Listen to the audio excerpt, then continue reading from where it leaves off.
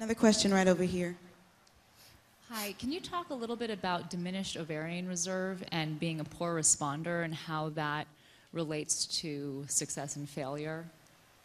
And if there are any, I don't know, nutritional pointers or anything. I'm 32, I've had a failed cycle because I had nothing to transfer back in, and I've been diagnosed with being as a poor responder and diminished ovarian reserve, and I'm confused if it's sort of the same thing and trying to decide whether or not to do this whole thing all over again. You know, we look at a lot of things when people come in for evaluation to see what we think the response to medications are going to be, including your age, consistency of your menstrual cycles, hormonal levels like an FSH level, estrogen level, things called anti-mullerian hormone inhibin B.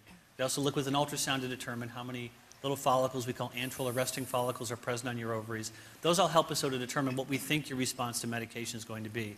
Sounds like you've already been there. They've tried, and they haven't been very successful. And so, I mean, the key thing to me would be to review records, to look at what protocol was utilized for your stimulation, to see if maybe alternatives could be utilized in order to maybe try to improve your response.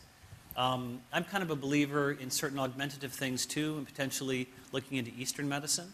I think that they just approach you from a whole different paradigm than we do, even with how they diagnose and how they treat.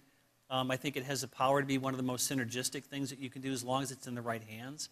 A lot of the Eastern medicine folks, it's kind of like apples and oranges comparing.